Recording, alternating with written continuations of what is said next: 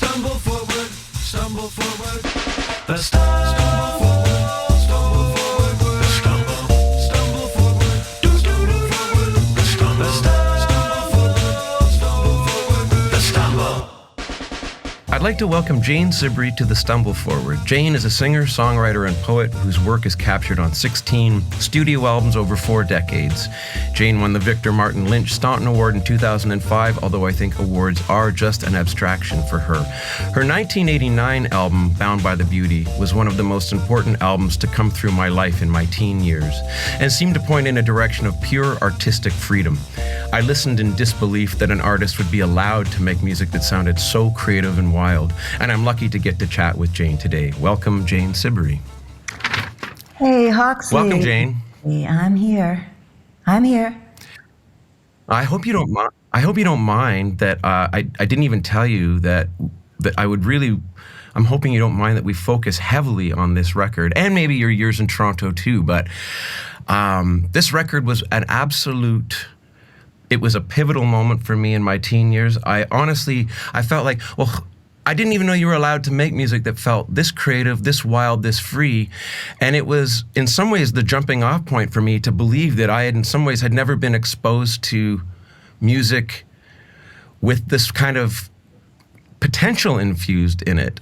And I feel that you and possibly Mary Margaret as well were so early in this, creating this archetype of the extravagantly creative female singer-songwriter, something that sort of became almost like a standardized archetype after that. Do you have any thoughts on that? Am I off-roading too much for you? Are you happy to go in this general direction?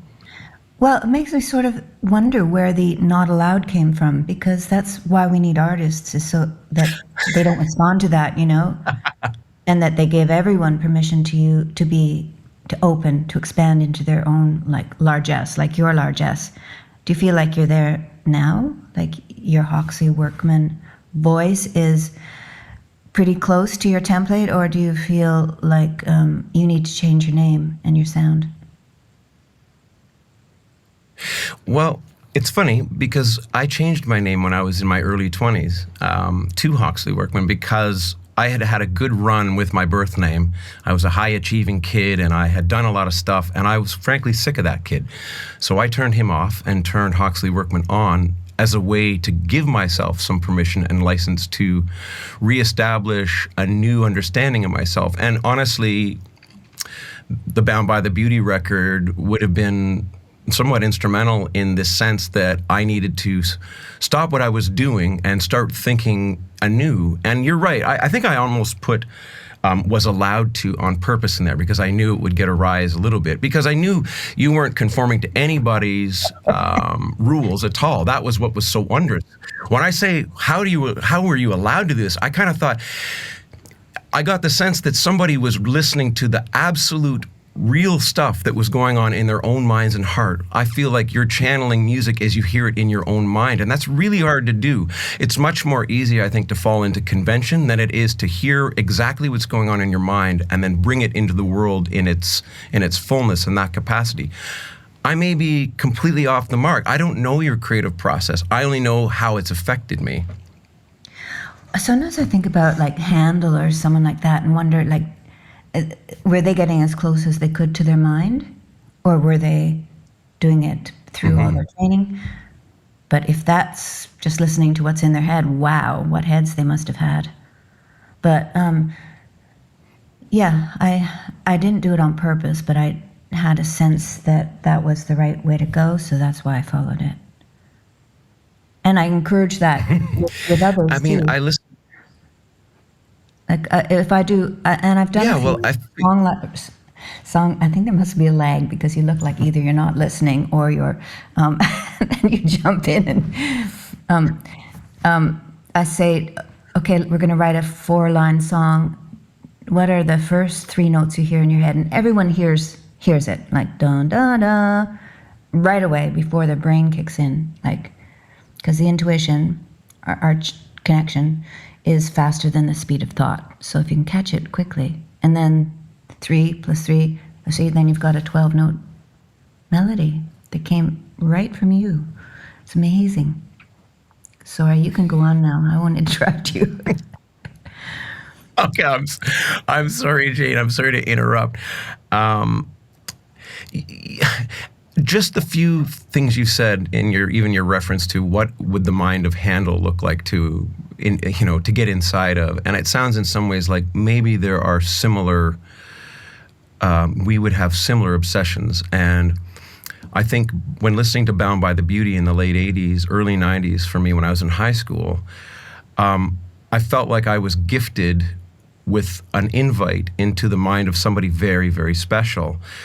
And I think that the early '90s and the late '80s was still in terms of commercial music, there was still an appetite, I think, in the general public and in radio, and I think much music too, to bring music to the people that was difficult, let's say, or highly artistic or super creative. I feel like maybe you were in the music industry in one of those last great moments where the industry was ready to accept an artist like you and appreciate an artist like you. I'm not sure if you felt that at the time or not. Did you? No, I wasn't really thinking that way. It felt like the whole world was creative because I just extrapolated. But no, I didn't just do that because I had opinions about music that didn't make me feel anything. That I recognized as not something I wanted to do. But yeah, that feeling, I think that's the ultimate for everybody, to feel something, because everything's working against that, to dumb us down. But I love being dumbed up, personally, and I think people can take big leaps across, ponds of water, huge leaps. I mean, we see that in the Netflix series that people like. They can take, like, really complex storylines, and it's stimulating and stuff. So, no, I just somehow want to get close, because I felt if I didn't, I could feel the difference in me and I'd feel sort of sick or depressed or something. So I just had to stay on the edge of the wave for selfish purposes.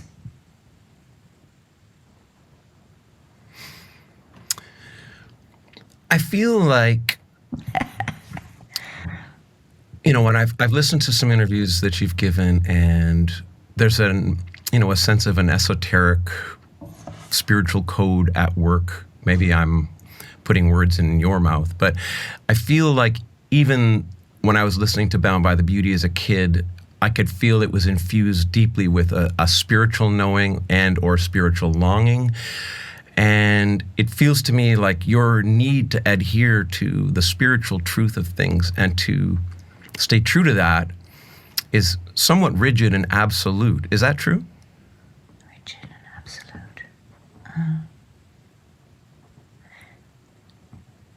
I don't like the word rigid, but yes, it's very supported by some kind of columns of integrity, I guess.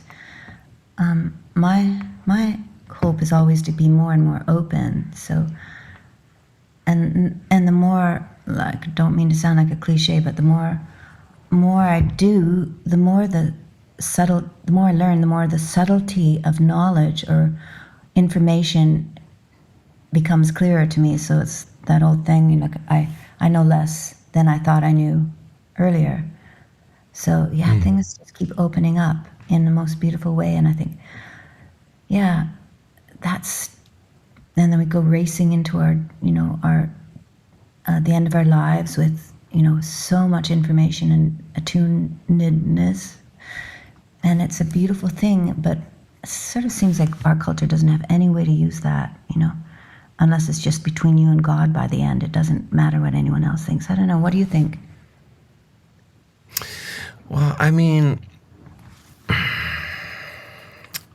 yeah, I knew that you wouldn't like the word rigid either, but I will say that, That's the second time you've done that. Okay, I know, and maybe I'm planting these little I love it. these little nuggets, knowing that it'll skip us out.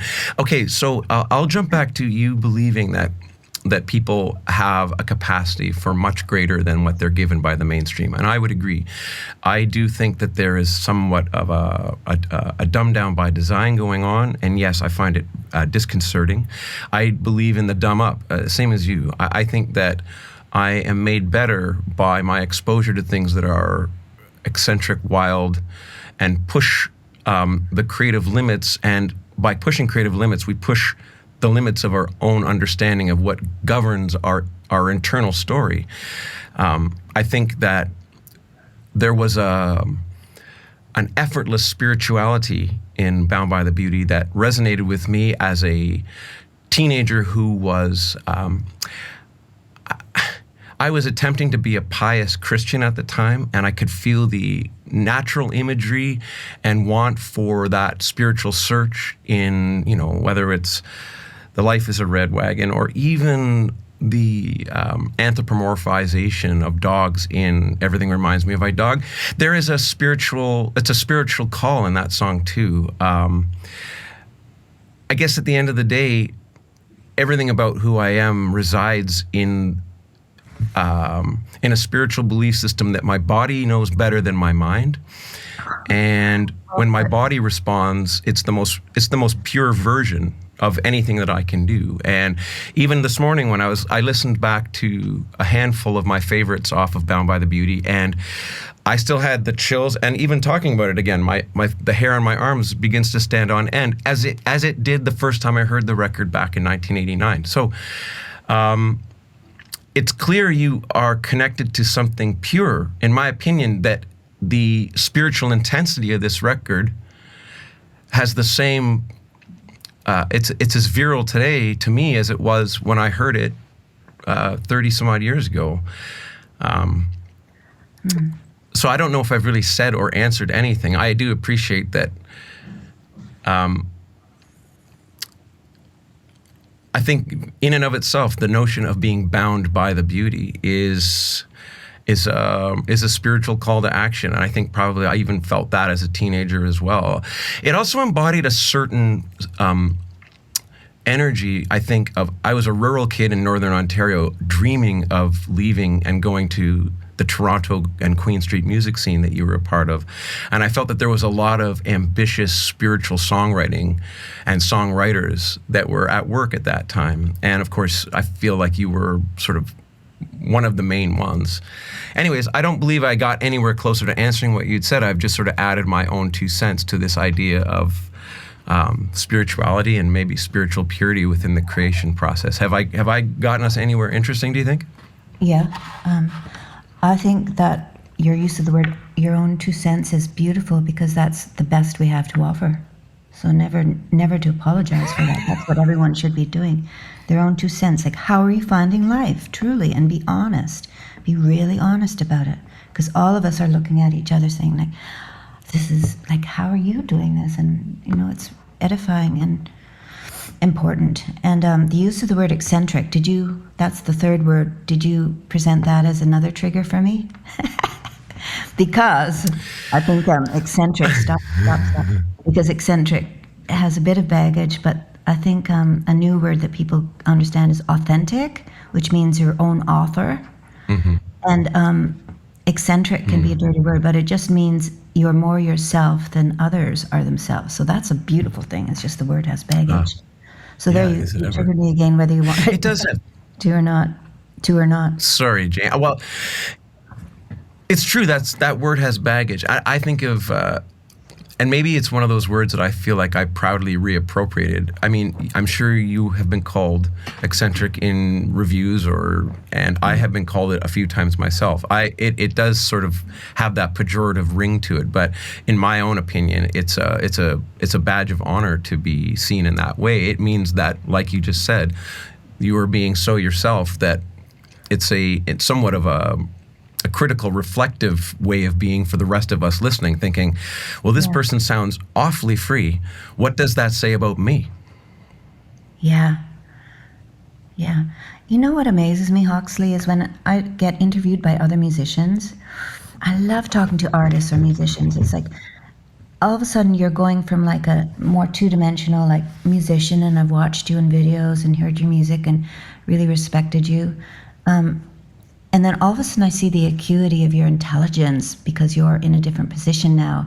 And it just makes someone three-dimensional and amazing how beautifully artists can can couch an interview in their own understanding. It just blows my mind. I've way more respect for you even in the past 5 minutes. Not that there was a lot of room to be disrespectful, but you know what I mean? I'm amazed by that. It's beautiful. I think everyone should hear the 3 dimensions of a musician by hearing them speak. That's good, isn't it? Yeah. It's all permission. Yeah, helping each other expand. Yeah.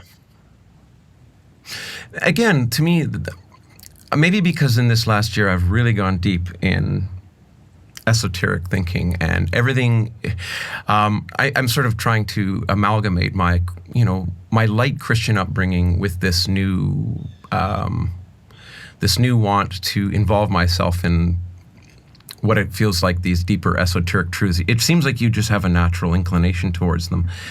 And that thing about listening to artists, it's true. I mean, I'm a lover of artists, and I have a fondness for uniqueness, and I find myself sounding like, I'm 48 years old, but I do find myself sounding like the grumpy old man who likes the things the way they used to be and is less inclined to like things the way they are. But I know that we're on a journey that I'm not in control of, and I'm really only well, that 2 cents thing you said is true. I'm excited about interesting people, and I'm excited about ideas. And I feel like the business of ideas is what is sort of the main aspect of the hustle. And when the ideas come unfurled and bound by the beauty, it's a depth of authenticity, wildness, and absurdity that felt so unique and worry-free to me.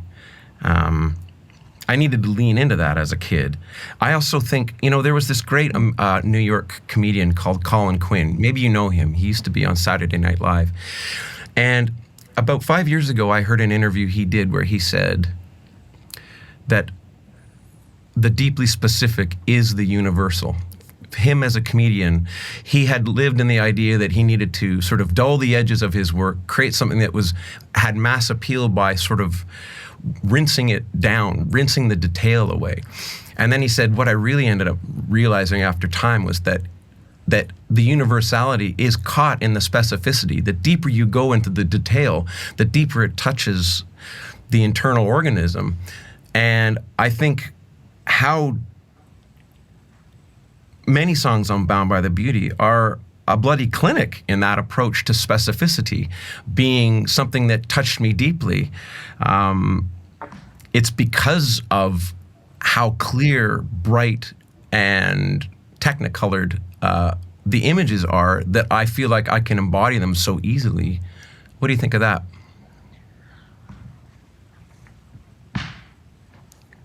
I love it when that happens to me, so I'm really glad. I think it's like a strange relay system of I feel really lucky to be in the position of as an artist like you are, because we work in that realm, and it's a huge schoolroom for artists. It's sort of good that the world doesn't know how intimate it really is, what it's really saying about you, but in the balance of being a musician, I think it's mostly okay. So and it's like we're constantly at the interface of inspiration and our connection to God or the greater. And that's a real privilege. Lots of people just work in a garage, handling, or not even handling parking permits, waiting till there's a problem. Like, we are so lucky. I think that's all I have to say about that. Okay.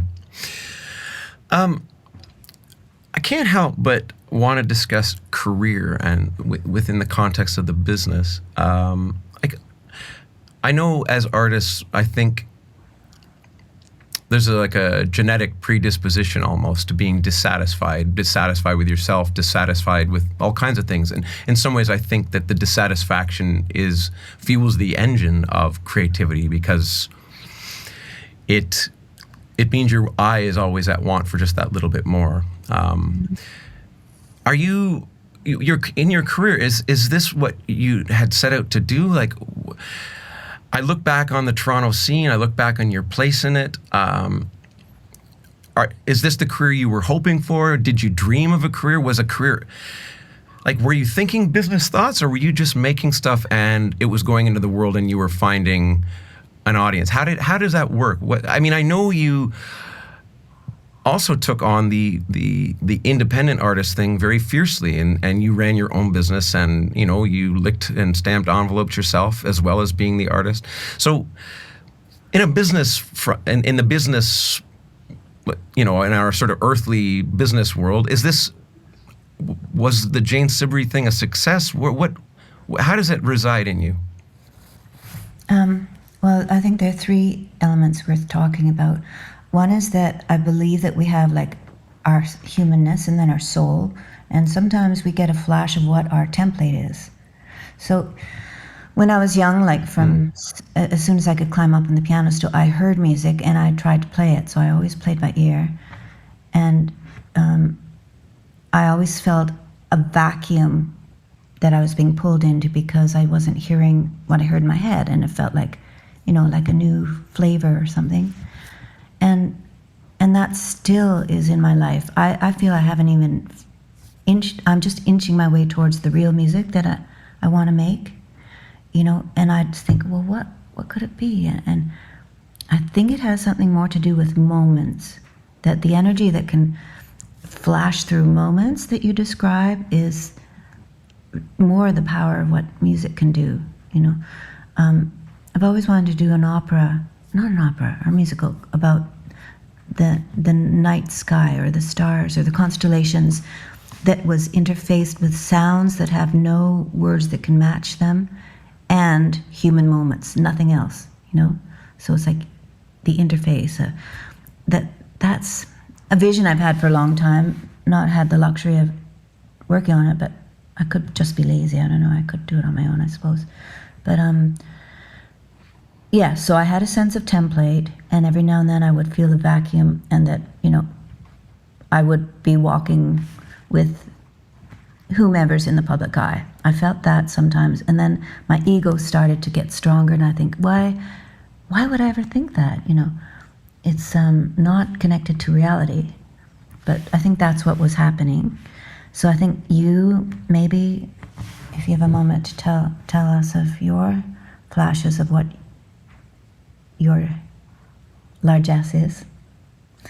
And then the second thing is,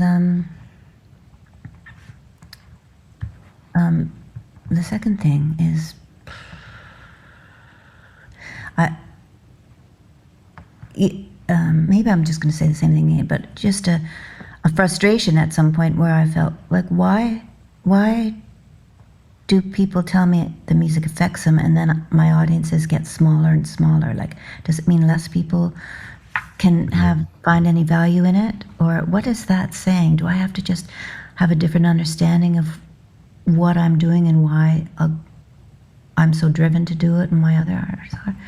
And the third thing, I think I lost track of all the three things, but let me just end with a concept sort of that I think my way of dealing with the good art, bad art thing, which I don't think anyone really resonates with, because there's no answer, it's just a dead end, is that we don't make good or bad art, we make batteries that people can plug into if they relate, and the value is there in the energy of the battery. So if the battery or the mitochondria or whatever cannot sustain a lot of energy, then people can plug in and say, oh yeah, that was cool, yeah, I understood it when I was on acid, and sort of thing. Or if you are at the other extreme, you're like a Japanese artist who's present in every moment, or an artist that will not let things race by in carelessness. Like everything has to be, you have to be present in every moment. I think that's when the batteries can hold the most energy. Like, those are powerful works. But nothing is good or bad. It's simply you being of service, creating an energy holder. There. It's a beautiful image. It's powerful, and I think that you've nailed it, really.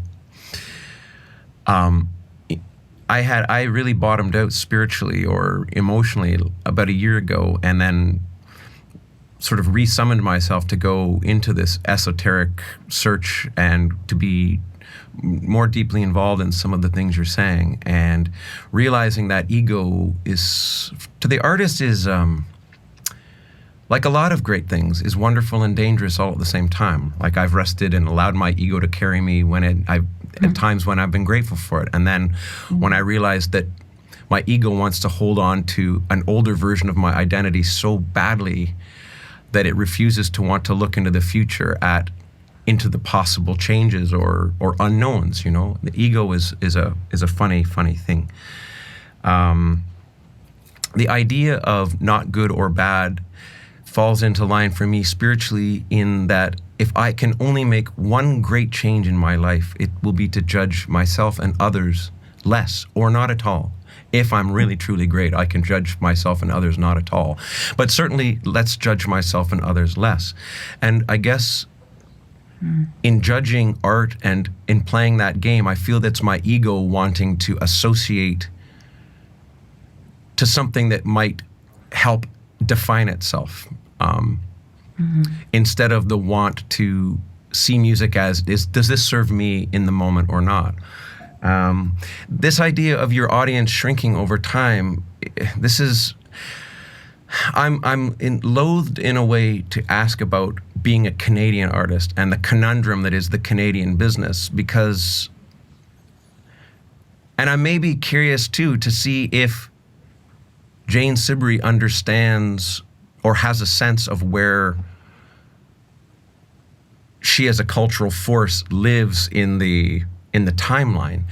Do you, like, you were inspired by somebody, but are you fully aware of who you inspired? Like, are you fully aware of the power and the process of what you filtered through to create something that filtered through to me? Like, can you see the resonance you created because of the authenticity and power in what you made back in those days? Yeah, I'd say I'd say I continue to do it, but in a very under the radar way. Like when I do shows, like when I did a long tour of living rooms, every night I felt lights going off on the planet, you know, like musicians can, but you can't describe it to me. You just know that the resonance is there, and I've trusted it and let it pull me forward, even as I'm like sorting out a lot of important things. So yeah, it's a huge schoolroom. I mean, I would get a letter from someone saying, I mean, lots of artists affect so many people, and that gives us guidance as to whether to keep going or not. And then I'd get a letter about being sued at night. You know, I'd go to bed like, I'm going crazy. You know, I don't know how to put this information together. You know, inspiring hate in people. You know, blah blah. I forget where the question started, though, Hawksley. Can you help me?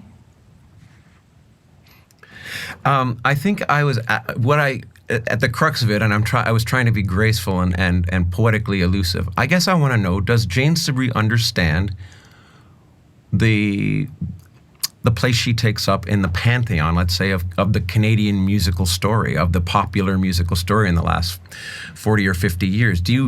Can you see where you came from, and then how you and who you handed the various artists you handed the baton off to? No, is that I wish something I that you could visualize, or that you let your ego indulge in? No.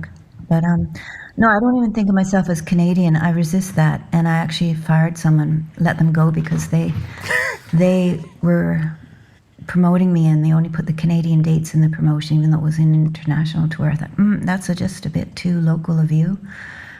I don't feel Canadian that way. I love Canada, even though the boundaries were created by men in socks and wigs. I think there's a greater purpose, activity behind it. But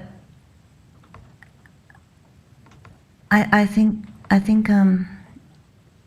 it's good for us to keep breaking down those limits. That's the way we're going, as you said, with learning how to heading towards not judging. Like judging is separation. It's separation from our if we say we're all connected, well, we have to walk our talk. We are or we aren't. We are connected to Hitler or we're not. We're going to remain in some kind of limbo of separation. And that the opposite of separation is love and allowance and non-judgment. And I'm going through a phase now where I'm looking at separations in my life, and people I've cut off, and ghosted, and for what I thought was good reason. And now I'm thinking, like, I can't die with that in me. I have to address it. I have to address it now. That's the way of the world and the future and everything. So I'm like saying, I don't really want to activate a conversation, a friendship with you anymore, but I want to tell you how much I respect you and honor you, and I apologize for the projections I put on you, and I release you from that box that I put you in to be your full self. And then I have to go back to myself and say, okay, Jane, I have to forgive myself, because deep down I knew that what I was doing to them was not the truth. The truth is that everyone's God. And I deep down knew I was living in a lie. And I knew it, and I felt a bit guilty. So I have to forgive myself from operating from that place. And then I think that's the only way to dissolve everything, That's the truth of forgiveness, both sides. So we're all heading that way, I think, or a certain stream of people who are going to be, are an important part of being on the planet at this time, And we've all got to, like, link arms and use the word brethren rather than brothers and sisters, and, anything that separates, like country, feeling Canadian. No, I feel connected to anyone who loves, the beauty of nature. That's more the country I want to live in. And even then, that's separating in a way, but you know what I mean.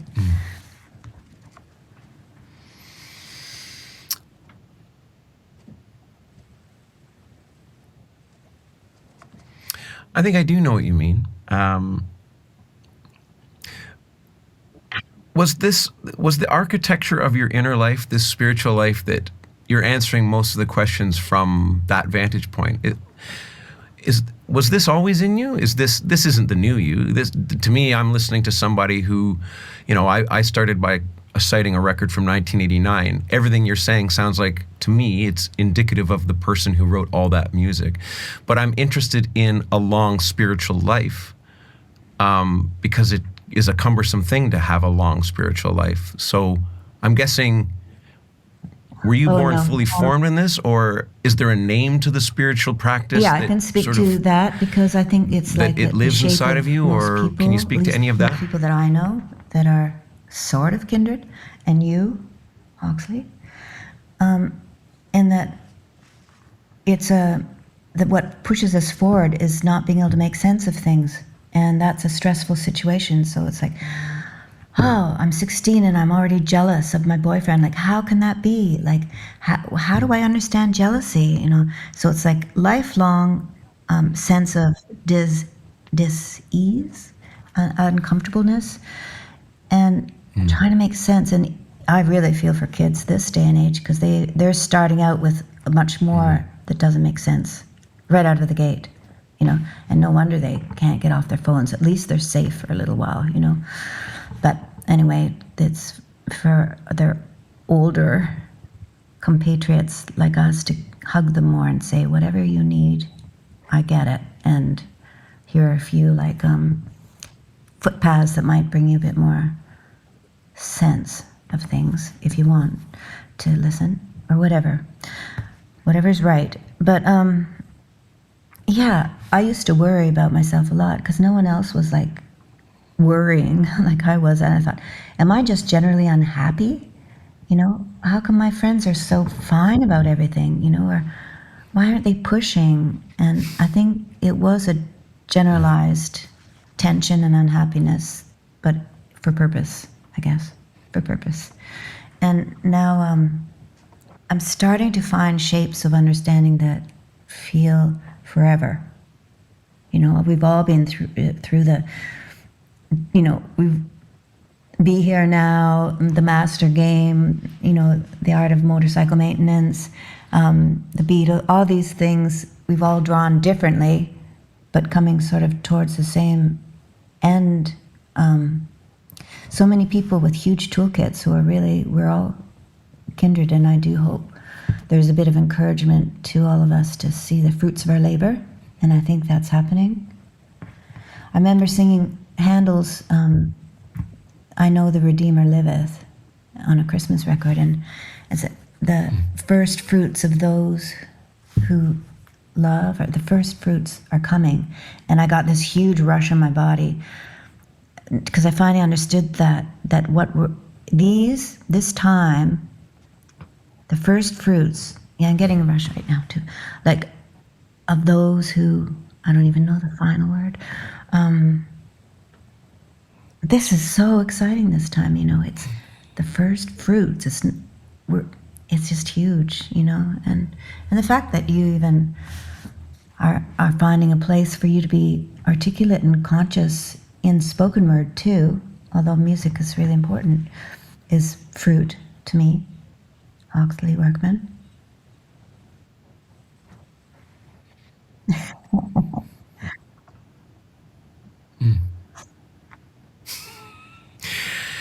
When I set out to do the podcast, Jane, I wanted one of the line items in the to-do pile of what this podcast was going to do, or hope to do, was to have a light spiritual approach. Oh, look at that! I don't know why that happened, but it just did. A light spiritual air quotes, because of the word spirituality it's off-putting for people. I think that I don't spend so much time looking at social media anymore, but for a while I did, and I could see that there was a desperate division taking place, and we are definitely in a time of secular mindedness and materialism, and it makes me feel a little uncomfortable. Again, trying not to judge it as good or bad, other than just what it is, but I do feel more than ever, you were talking about those toolkits, that our souls have chosen to come to this planet, in this life, in this moment, for a reason, of course, and it is a fascinating time to be alive. I think I spent most of my adult life in a state of worry and fear for my life, fear for pain, and in the last year of rewriting my own sort of spiritual story again, not like I've figured any of this stuff out to the max potential, but I don't feel any of those fears anymore. And that could be also part of a hormonal change because of my age, that I don't, maybe there's just a relaxation to my inner life. But I do think that I'm just leaning into what's happening without judgment and fear. After 20 years of being judgmental and fearful of almost everything, it feels now in hindsight like somewhat of a pointless waste, given that by living in the moment, I've invested a lot in Stoic ideals this last year, and read a lot of Marcus Aurelius, and I feel like, as a highly emotional creature too, my music and what I do is heavily reliant on my emotion, but I wanted to move through my life with a bit more balance and maybe save the emotion in favor of taking in certain aspects of what is as an intellectual exercise, and less an emotional one. I'm not sure if I'm making any sense, but I certainly have been. It's an understanding of the intellect and emotions that has been sort of key to a lot of things. Like for you, you're looking at all that, and I have too. That the emotions that that I feel are the lighter ones, and when I'm really deeply moved, I don't express it. It's so deep. So those to me are like the truer emotions, in a way, not just.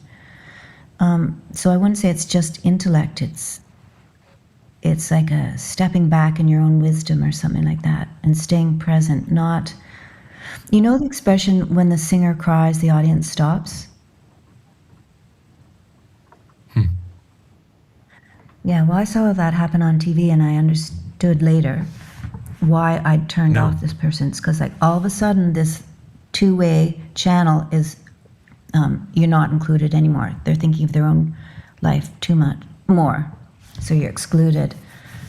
And that's what I think a lot of emotions are. Someone is just, they can't hear you anymore while they're emotional. So maybe the key is that we stay emotional and open, unseparate. Wow. I'm experiencing that a bit more now, but I don't know, it's a mystery, Hawksley, but very interesting, especially for creative people, I think, because it's so abstract and beautiful.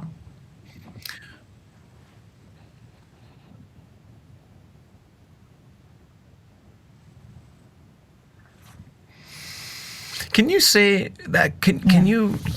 When the Would you singer mind cries, the audience saying that stops quote crying. again? Just, I want to take it in one more time. More succinctly, when the singer cries, the audience stops. It's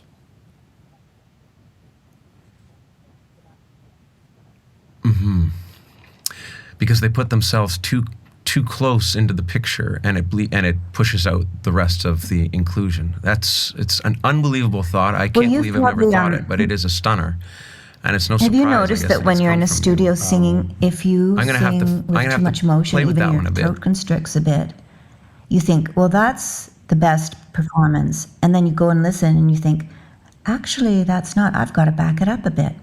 Yeah. Like, because in your emotions, you think it's great.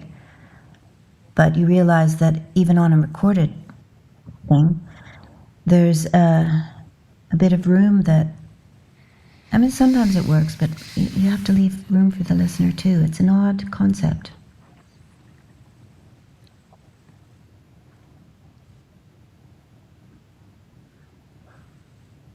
Wow. I can't believe I've never really considered it, but now that you're saying this, it feels absolutely huge. I played a show on the weekend where I sing a song about a partridge getting eaten by a coyote, and it's a song that about being on my skidoo back years ago and coming upon the scene and just seeing that the feathers and the blood were there, but my mind, I could imagine what came before. And I weep every time I sing that lyric, and I do feel in some ways, quote unquote, to use a modern parlance, I feel seen about what you've just said, but it is true. Even the audience didn't. I had a tear come, and it's almost like it was out of my control. Or maybe I'm just trying to be a performer and do something that is going to be remarkable or something. Who's to say? But this idea of leaving emotional space for your audience to come into the picture is, I'm going to have to really wrestle with this, because I think you're absolutely right. And this idea of being overly emotional on the vocal, maybe your throat responding, the body responses are usually the truthful ones. I always say that my gut is the brilliant one. My mind is, I hope you're putting all these things into your songs, because that's all I care about, hearing in other people's songs. That's really fascinating. What you just said, a song about what you learned about singing about the partridge and the coyote. Those are the songs I want to hear. And the moment, the interface would be, I thought that was good, but I don't think I left enough room for you, audience. That to me, those are the moments we need to share with each other. And you just did with me. Thanks. Just a quick heads up, we had an internet issue, so the audio is going to sound a little different from here. So can we talk a little bit about, this is going to sound awfully cliche, creative process? Dun, da, da, da. In one of the interviews I had heard, you had talked about when you had met John Switzer, that he had introduced you to some musicians that were of a level of proficiency that you could then start to write at a higher capacity, because all of a sudden you had musicians that were there to kind of catch you, and you could write past your own sort of musical skill. Is that true? Well put. Better than I did. Yes. But is that because you were hearing the music you wanted to make in your mind and your fingers couldn't adapt? Like, I'm trying to understand this because when I listen to Jane Siberry, I hear somebody who, in my own fantasy, came to the world fully formed. So it's hard for me to believe that there was a pre-era where you were unable to voice the thing you needed to voice. I find that hard to understand. Really? Yeah. I mean, I've always heard music fully formed, but not being able to play it. Like, piano's my natural instrument. My hands tend to move to much harder parts, and I can sometimes keep up with what I hear. So, but no, I just played guitar and a little bit of piano when I was starting out. And then it became easier as I started to work in studios with keyboards and stuff, so I could, work with keyboards to create what I wanted. Yeah, that was a good palette for me. And then I moved into a different phase where I thought, I never get close to what I hear in my head. So I started for one experiment, and I think I only did it for one song. Not a train. I have a couple train songs, but anyway. Da da da da da. Like I was just going one note at a time. Yeah, so I wouldn't go to the next chord until I played all the horn parts and everything for that note. So I stayed completely in the moment. And I'm not saying it was very heart connected, although there's a bit of heart in it, but it was me trying to get closer to what I hear in my head, because it's so fast in one's head, right? That to slow it down maybe helps you to go into microscopic detail of what you really hear. But I don't know, I'm just so far from what I think music is supposed to be. I feel like, most of the music that we take in passively in the popular culture of the late 20th century, and now, I guess, early 21st century, the melodies and the music, without being, again, attempting to not be critical, but for the sake of the interview, that it's a two-dimensionality contained within the lyric and melody. And I feel that your music, which was the big eureka moment for me as a kid, was, this is three-dimensional. Somehow, even though melody, in theory, goes up or down, Jane Siberry makes melody go in all directions, in the way that time and space are connected, and there is no such thing as past or future. There's only present. Once you start to understand or recontextualize the dimensionality in time, in the way that I feel you recontextualized the dimensionality in melody, you made it feel like there is no direction to melody. All direction is melody, and all melody is direction. I felt like somehow you had broken down the barriers of a two-dimensional form and made it feel like I was living in a universe of your own creation. What do you think of that?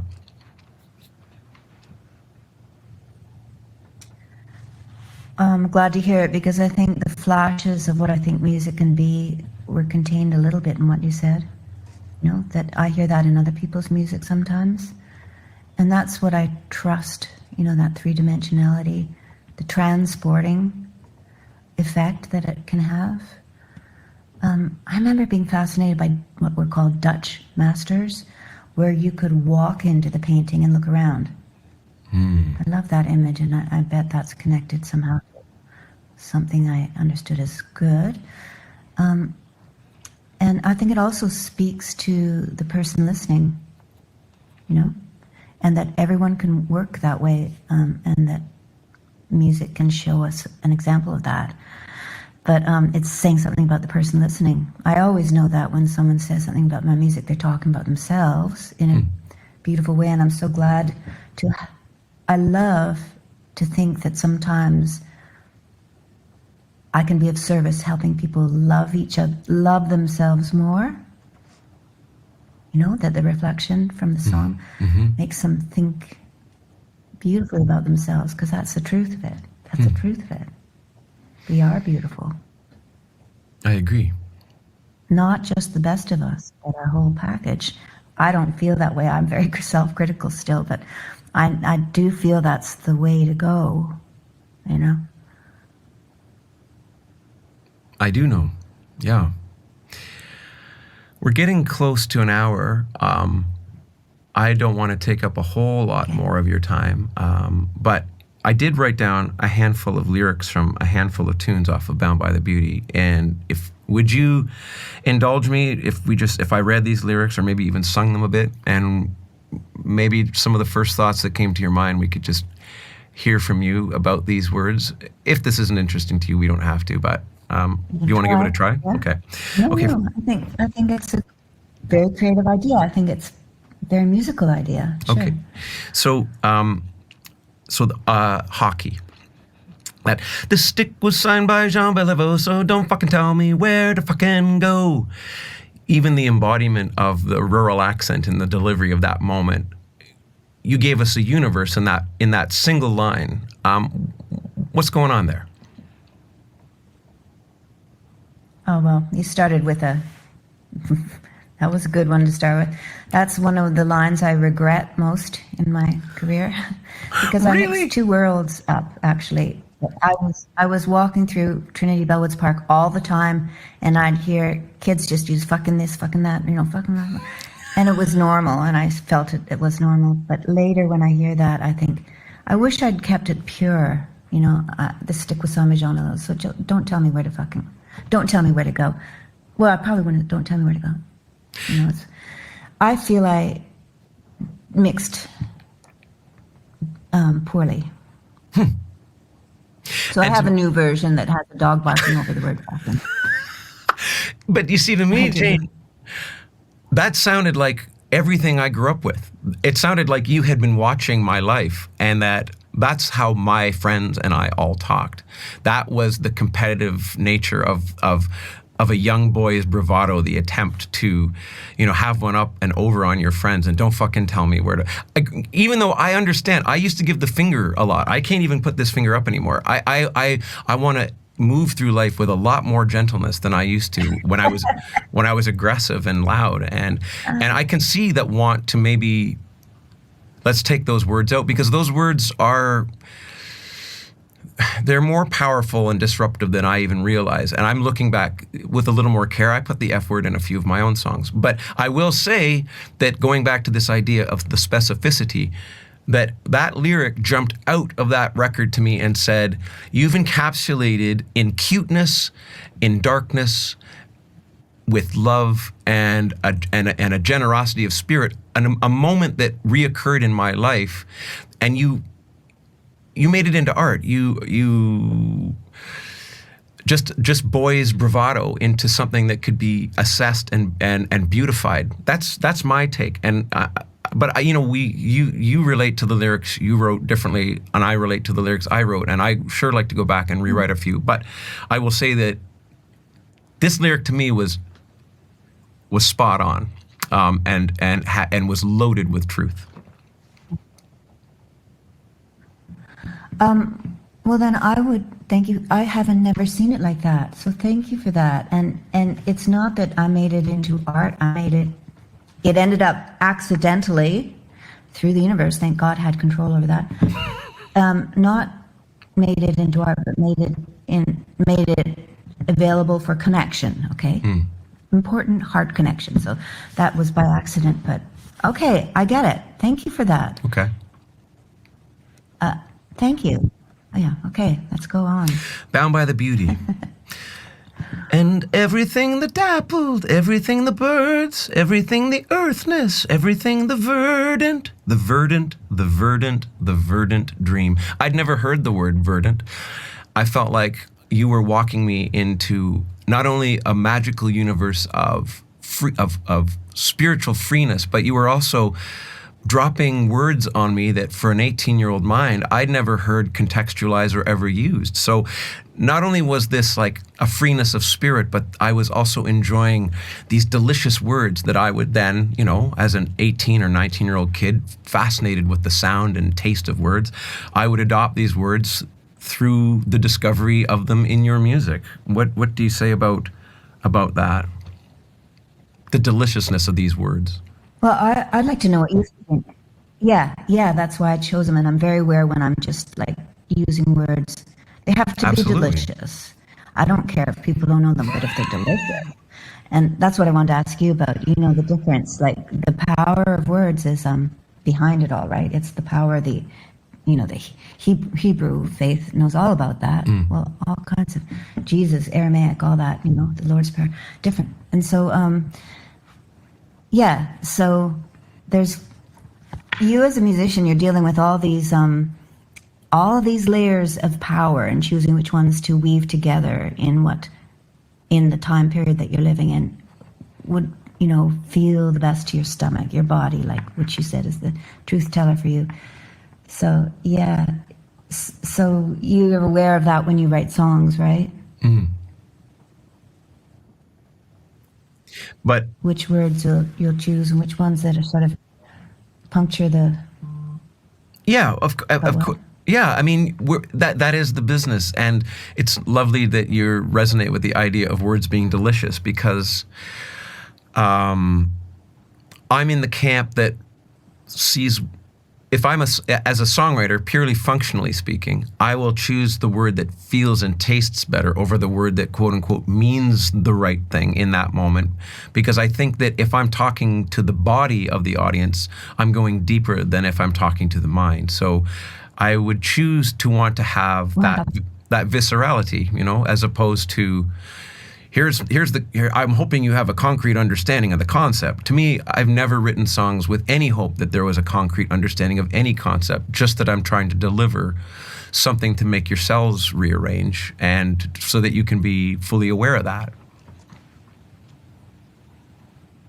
Okay, do you do that? I've always been very leery of people wanting to heal me. So when people would say, oh, I want to go out and change people, I want to help people grow, and I'm looking at someone and saying, no, it actually, I would want to know that your first priority is yourself, and then me.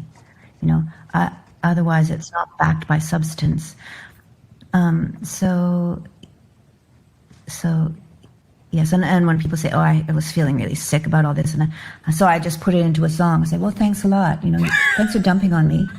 You know, who's your priority here? You know, you can do that in your own world. You know that there's some kind of balance of servitude somewhere. You know, so I guess something you said triggered that thought about helping people, but yeah, delicious. But you're speaking to the body of the audience. That's amazing. Yeah, you're trusting that the audience's body will understand your body's sense of health, and if they have a reaction from the intellect, you just have to let that go, right? Because you trust. Two more tunes. Two more songs to look at the lyrics of, if you're okay with. My grandma was a great anthropomorphizer of animals, and I grew up in the sticks. And my brother and I, we also were deeply engaged in giving voice to the animals that came through our yard, and giving voice to our dogs and our cat and our rabbit. And the song "Everything Reminds Me of My Dog" it's a great song for dog lovers and animal lovers. It's a Toronto song because I think Toronto is a dog city. But I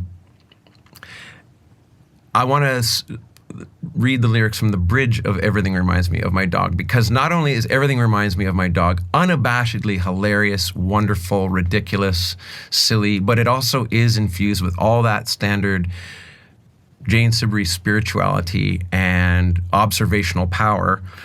But then, musically speaking, we get this great swashbuckling channel change in the bridge, where dum da dum dum dum ba dum bum bum, and it feels very like Dogs in the Park, and the way that dogs take themselves so seriously. And I'm going to smell your bum because it's the end, because it means everything in the world, and you're going to smell my bum because it means everything in the world. And so we get this great musical moment.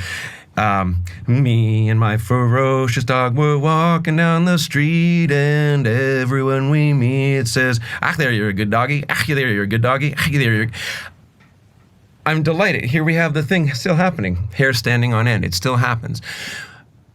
Jane, bless you for putting this song into the world, because I feel sometimes like the idea of the songwriter is infused with more seriousness than it requires.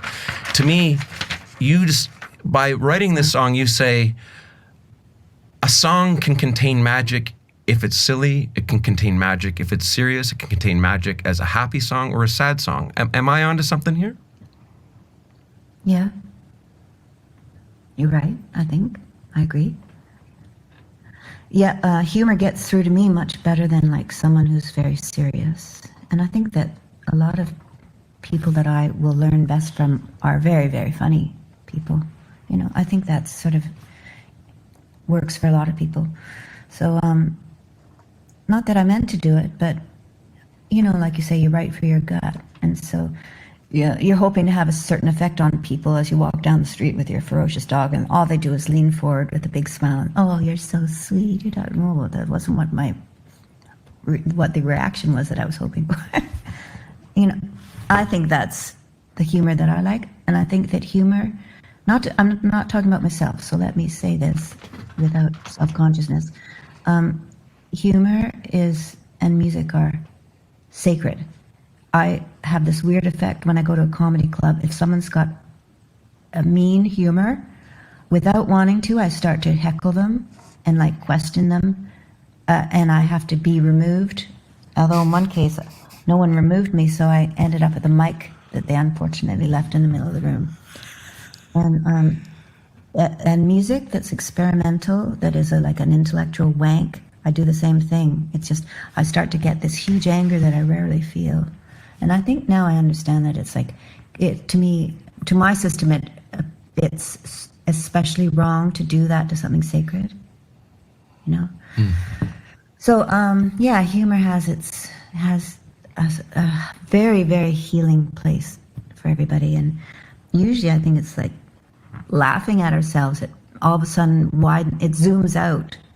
And oh yeah, that's so stupid that we do that. Isn't that funny?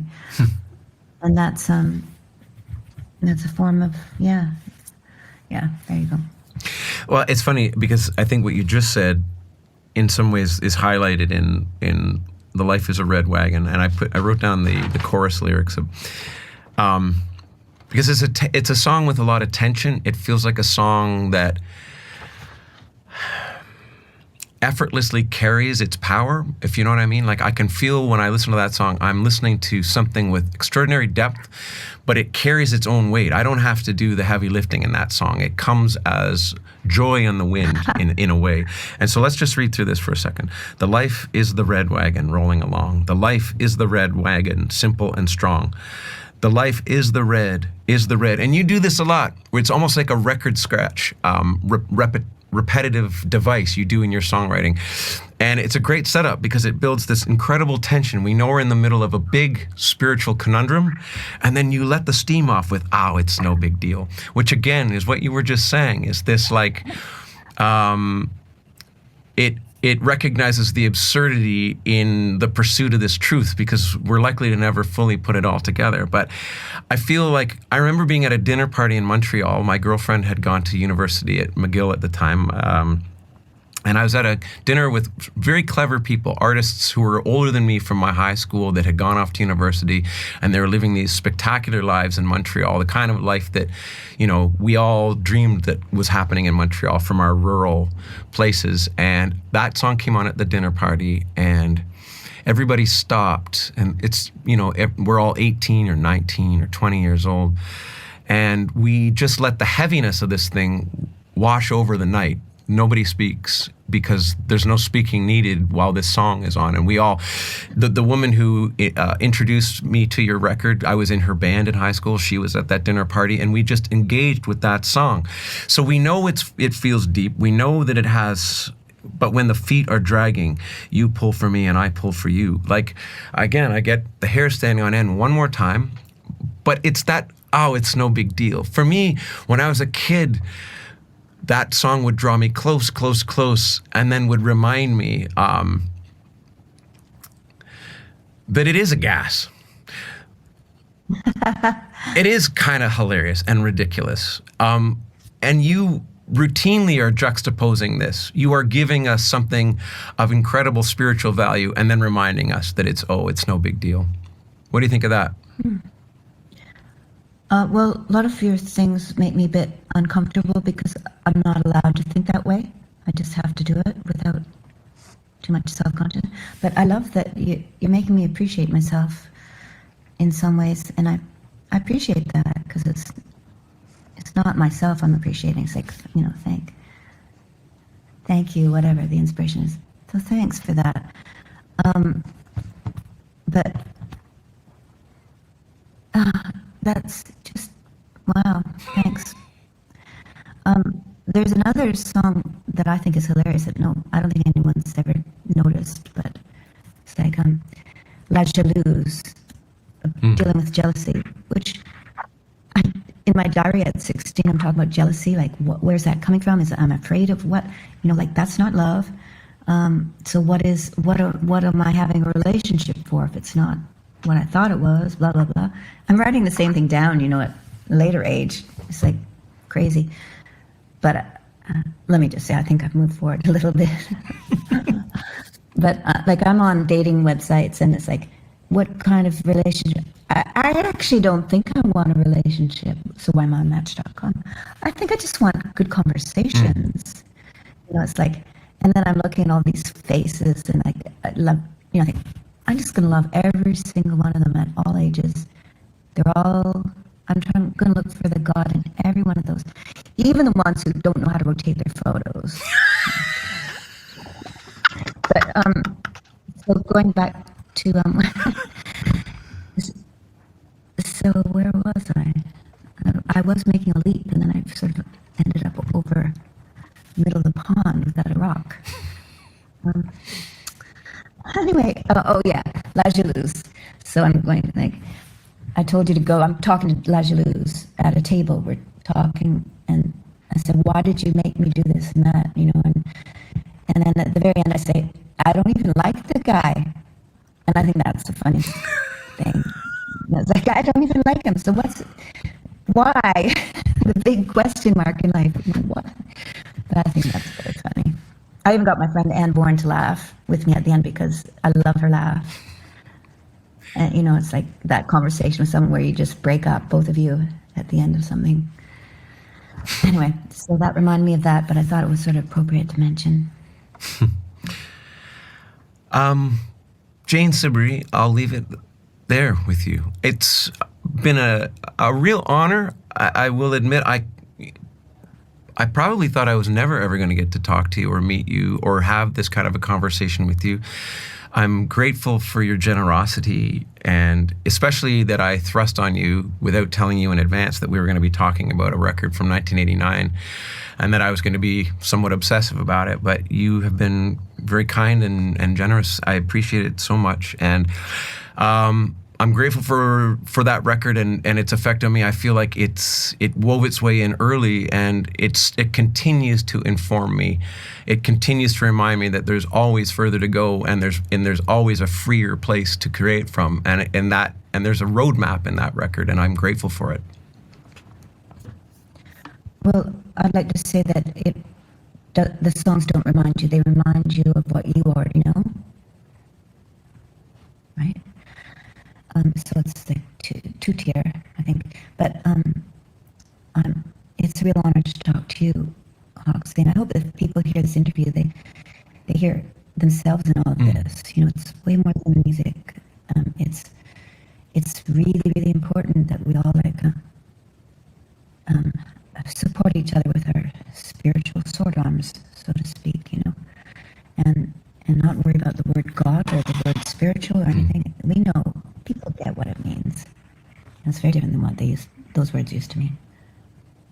And just hugely joyful potential in it, Thanks, Jane. Thanks, Hawksley. Have a great day. What? Have a great day. Okay. Have a great day, and let's do this again. Are you into doing this again sometime? Yeah, just give me more time to live, though. Okay, I'll give you a little more time to live. Bye. You too. Bye. The Stumble Forward is an Isadora Media production and is hosted by Hawksley Workman and produced by Jennifer Kavanaugh. Be sure to subscribe and follow The Stumble Forward. You can support the podcast at patreon.com/Hawksley Workman. Thank you for listening. Stumble forward, the stumble forward.